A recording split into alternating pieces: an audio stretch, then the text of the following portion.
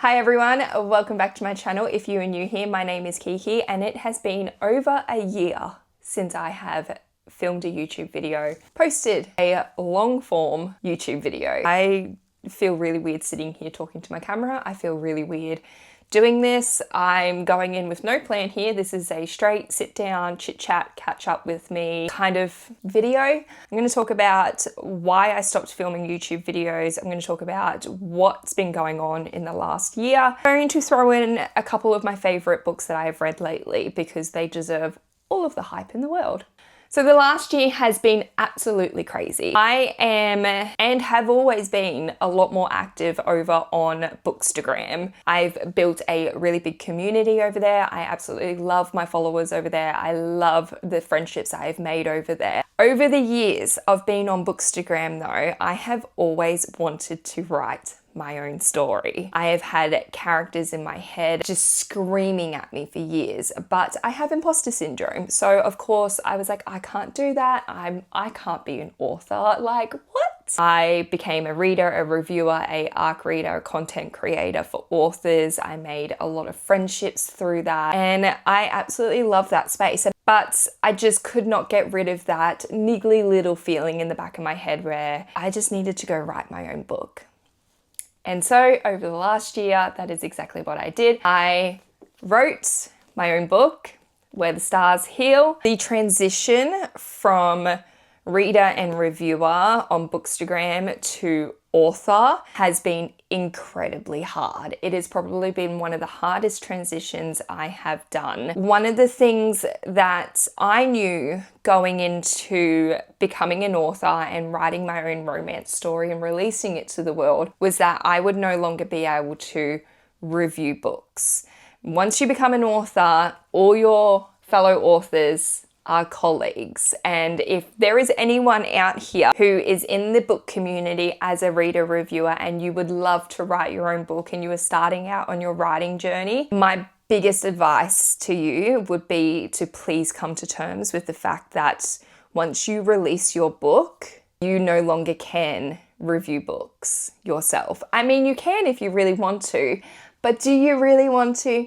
Do you really want to be at a book signing event with a author sitting next to you, you rated their book 1 star? Like, you don't want to be doing that. I still use my Bookstagram page to hype up authors. I still rave about the books that I love. I still talk about the books that are 5 stars, infinity stars. I still absolutely am forever uplifting other authors. I love doing that so much. But what I don't do now is I don't rate any books anymore. Unless it's a 5-star book, I will not rate it. If a book didn't speak to me, if it wasn't for me, I will not talk about it anymore. I will not share my opinions on why that book didn't speak to me anymore, because it just feels a bit icky. Like, it would feel really weird if another author did that to me. And so to show the same respect, I no longer review books how I reviewed them here on BookTube and over on Bookstagram. And that transition, I'm not going to lie, was really, really hard for me because I built my community on honest reviews. I built my community on live reactions and just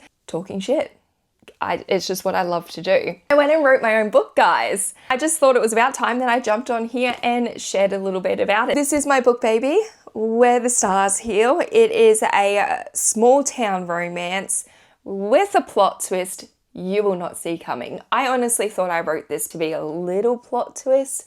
I had a feeling everyone was going to guess it. I have had every single reader jump into my DMs and go, what the fuck? No one sees this plot twist coming. I absolutely love that. It's a very emotional, high angst, open door spice, small town romance. It is also brother's best friend. We do have trauma healing in this. We have a female main character that suffers from real life anxiety. Now, as a girly who has anxiety, I have never read a female main character that has experienced anxiety the way I experience anxiety. So I, of course, wrote this into my female main character, Hallie. She has real life anxiety. She's gone through a lot. She is looking for a fresh start. She reconnects with her brother who she thought abandoned her, but he did not. She finds a letter.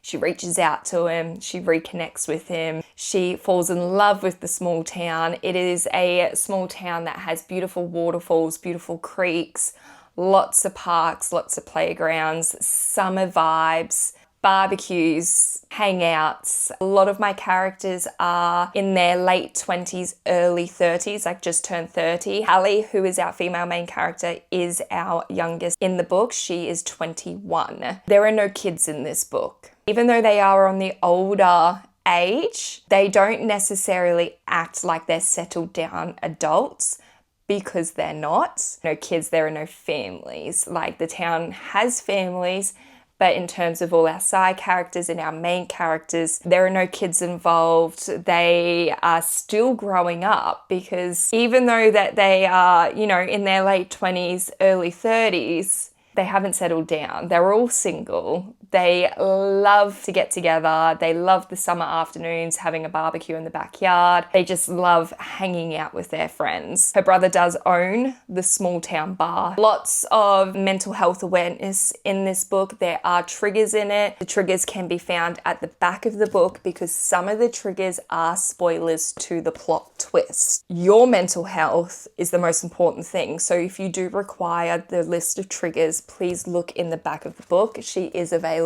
on Kindle Unlimited. She is available in paperback on Amazon. You can also buy the paperback online at Barnes & Noble and Waterstones, I think it is. I am an Australian indie author, but this book is written in American English. The town is not set in Australia. We don't have Australian slang. It is not written in Australian British English. It is written in American English, which was really hard to do, to be honest, guys. And so much so that now when I write in normal everyday life, in my work life and everything, I kind of mix the two together, British English and American English, and I'm constantly pulling myself up on it. So this is where I went for the last year. I went and wrote a romance book. I published my romance book. I have some amazing readers. I have had an incredible time promoting and marketing this book. And if you are someone who loves to support indie authors, who would love to dive into a small town romance with a female main character that is on her healing journey, falls in love with her brother's best friend that has secrets that will turn everything upside down, go check her out.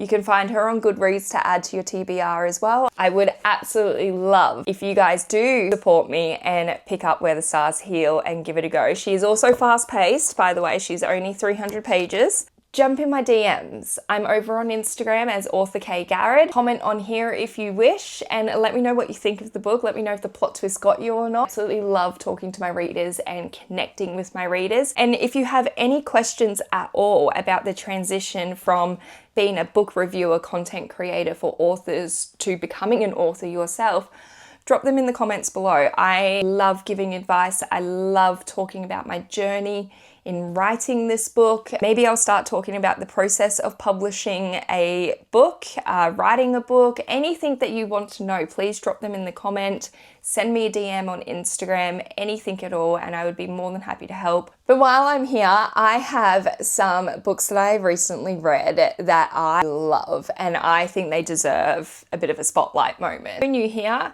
originally, I'm a fantasy reader. I have been reading fantasy books since I was very, very young. It wasn't until I was 28, I'm 34 now, that I started diving into romance books.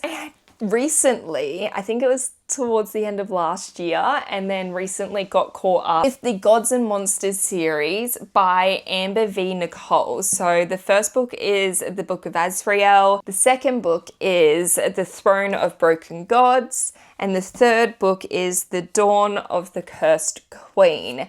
These books are chunky.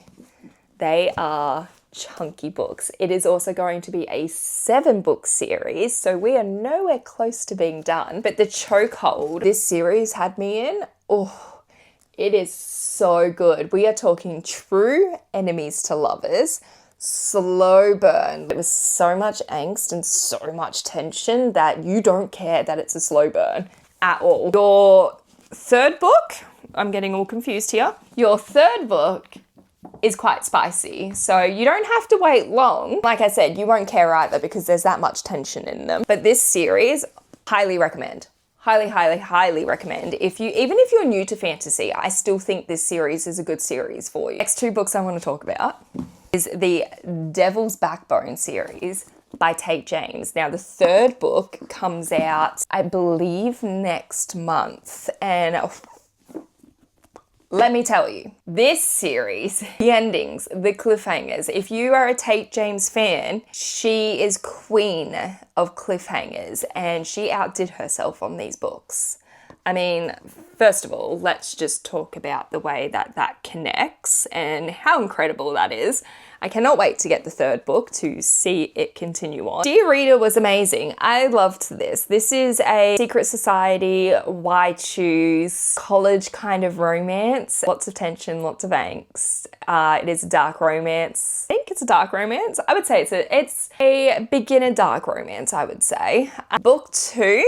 Watch Your Back. The ending in this book is probably the biggest spiral I have ever been in for a cliffhanger before. I have never, in all my years of reading, read a cliffhanger like this one that had me sitting there for days trying to figure out what, when, why, and how, and where is it going to go. Like, the absolute chokehold these two books had on me. I cannot wait for the third book next month. Absolutely cannot wait. I am hanging for it. As soon as it releases, I will be downloading that baby on my Kindle as quickly as I can. And I will probably stay up. It's probably my highly anticipated read of the year. That's how much I love these books. So if you're looking for a couple of series, whether it's a romance series or a fantasy series, and you want something that's going to have you in a complete and utter chokehold, I recommend these books. They won't do you wrong at all. And if you want a fast-paced book and you want to support an indie author, and you love a small town romance, you love a lot of angst, you love a brother's best friend, you love some healing, you want to laugh, you want to cry, you want to swoon, go read my book. Because I would absolutely love that so much. And that's all I'm going to talk about today because this still feels extremely weird. Maybe next time I film a video, I might go in with a bit of a bigger game plan.